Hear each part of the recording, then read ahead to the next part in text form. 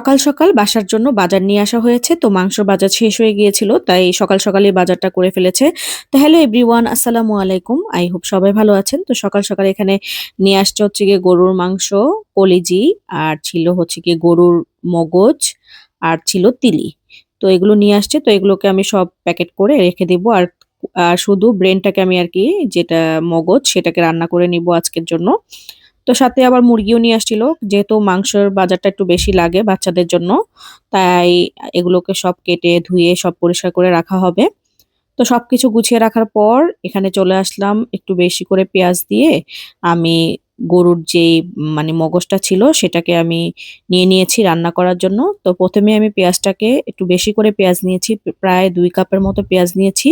দিয়ে দিয়েছি গোটা মসলা, দারচিনি, এলাচ, তারপর হচ্ছে গিয়ে কালো এলাচ, স্টার মসলা, গোলমরিচ আর হচ্ছে গিয়ে একটা তেজপাতা। দিয়ে এখন খুব সুন্দর করে ভেজে নিব তেলের মধ্যে। তেল দিয়েছি, তেলের পরিমাণটা একটু বেশি লাগে মগজটা রান্না করার ক্ষেত্রে আরকি। তো আমি এখানে প্রায় ১ কাপের মতো তেল দিয়েছি আর ২ কাপের মতো দিয়েছি পেঁয়াজ কুচি। দিয়ে এখন খুব সুন্দর করে ভেজে আমি দিয়ে দিয়েছি ৫-৬ টা কাঁচামরিচ ফালি করে। আর কাঁচামরিচটা একটু বাড়িয়ে দিবেন। কারণ কাঁচামরিচের ঝালটা দিলে বেশি ভালো লাগে। আর গুঁড়ো মরিচের পরিমাণটা একদমই কম নিয়েছি।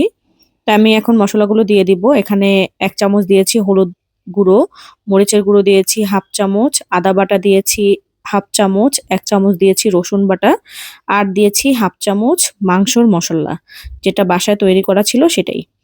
দিয়ে আবার পরিমাণ মতো লবণও দিয়েছি। দিয়ে এখন খুব সুন্দর করে ভেজে নিচ্ছিলাম। ভাজা হয়ে গেলে মসলার গন্ধটা যখন চলে গিয়েছে তখন আমি মগজটাকে দিয়ে দিয়েছি।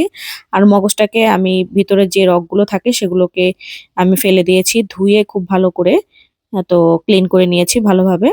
তো ক্লিন করা হয়ে গেলে এখন আমি একদম তেলের মধ্যে ভাজা করে ফেলবো। একদম মানে এভাবে মানে রান্না করলে আমার বাসায় বেশি পছন্দ করে। তাই আমি ঝোল রাখবো না। একদম ভাজা করে রান্না করে নিবো।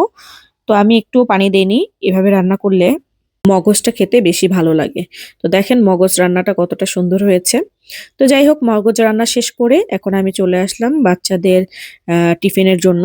তো আমি তো রান্নাটা সকাল সকালই করে ফেলেছিলাম যেহেতু তাজা মাংস নিয়ে আসছে। তো আমি ভাবলাম মগজটা একদম তাজাই রান্না করে ফেলি। তো সকাল সকাল রান্না করা শেষ করে আজকে সবকিছু তাড়াতাড়ি হয়ে গেছে। তো এদিক দিয়ে আমি স্যান্ডউইচ বানানোর জন্য স্যান্ডউইচের পুরটা রেডি করে নিচ্ছি। এটার একটা ভিডিও আপনাদের সাথে শেয়ার করেছি। পুরো ডিটেইলস যদি জানতে হয় ওখান থেকে জেনে নিবেন। তো যাই হোক যতটুকু পারি বলব। চিকেনটাকে ভেজে একটু ময়দা দিয়ে একটু ভেজে নিয়েছি।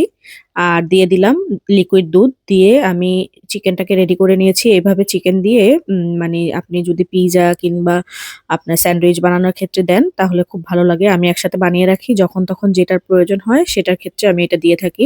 মাঝেমধ্যে পাস্তাতেও দেই এই চিকেনটা। আবার মায়োনেজটাও বানিয়ে নিয়েছিলাম। মায়োনেজটা খেতে খুবই মজার হয়েছে। আমি আরেকদিন আপনাদের সাথে শেয়ার করব। আজকে আর শেয়ার করছি না। তো এটাকে রেডি করে এখন আমি বাচ্চাদের টিফিনটা রেডি করে ফেলছি। তো আজকে একটু বাচ্চাদের এখন স্যান্ডউইচটা রেডি করে নিব। তো এখান থেকে নিয়ে নিচ্ছি মেয়োনেজ আর হচ্ছে গিয়ে চিকেন। চিকেনটা আর মেয়োনেজটাকে খুব ভালো করে মিক্স করে নিব। মিক্স করে নিয়ে পাউরুটিতে এক পিঠ লাগিয়ে আবার আরেকটা পাউরুটি দিয়ে দিব। দিয়ে তারপর আমি আমার স্যান্ডউইচ মেকারটাকে প্রায় ১০ সেকেন্ডের জন্য আমি একটু গরম হিট দিতে দিয়েছি, গরম করার জন্য। গরম হয়ে গেলে তারপর আমি এই যে পাউরুটিটাকে বসিয়ে দিলাম। এখন আমি স্যান্ডউইচের মতো করে কেটে তারপর বাচ্চাদের টিফিন বক্সে দিয়ে দিচ্ছি। তো এভাবে করে বাচ্চারা খেতে খুব বেশি পছন্দ করে আমার বাসায়। তো আমি এভাবে করেই দেই। সাথে কিছু বাদাম দিয়ে দিলাম। আমি চেষ্টা করি বাচ্চাদের টিফিনটা আমার নিজের হাতে তৈরি করে দেওয়ার জন্য। আমি অলওয়েজ আমার বাচ্চাদের টিফিনটা আমার নিজের হাতেই বানিয়ে দেই। তো যাই হোক এদিক দিয়ে আমার ভাইয়ের ছেলে চলে আসছে আমাদের বাসায়। আমার সাথেই আমি গিয়েছিলাম মায়ের বাসায়। তো চলে আসার পর তাহির আবার আমার ছোট ছেলেটা স্কুলে ছিল। ও স্কুল থেকে এসে ওকে দেখে খুব খুশি হয়ে গেছে। ও এখনো কাপড়ও পরেনি। মানে ওকে দেখে এত মানে খুশি হয়ে গেছে। পরে ওদের একটু ফ্রেঞ্চ ফ্রাই ভেজে দিলাম। ওরা খেয়ে-টেয়ে একটু আড্ডা দিচ্ছিল, কথা বলছিল। খুব ভালো সম্পর্ক হতেও বেশিক্ষণ লাগে না ওদের। আবার একটু পরে মারামারি লাগতেও বেশিক্ষণ লাগে না। তো ওদের জন্য সবাই মাশাআল্লাহ বলবেন। সবাই দোয়া করবেন ওদের জন্য যাতে ওরা সুস্থ থাকে। তো সবাই ভালো থাকবেন। আল্লাহ হাফেজ।